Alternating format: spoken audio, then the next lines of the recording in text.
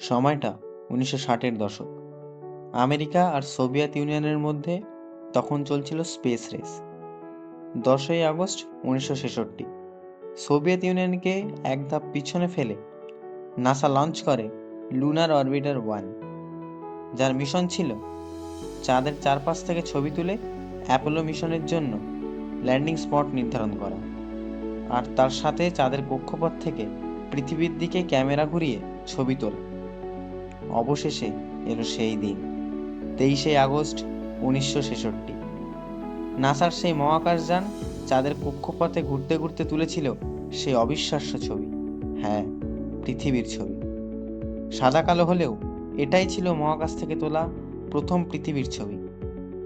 আজ আমরা মহাকাশ থেকে রঙিন পৃথিবী দেখি, কিন্তু ইতিহাসে প্রথম সাদা কালো ছবিটাই ছিল এক যুগান্তকারী মুহূর্ত।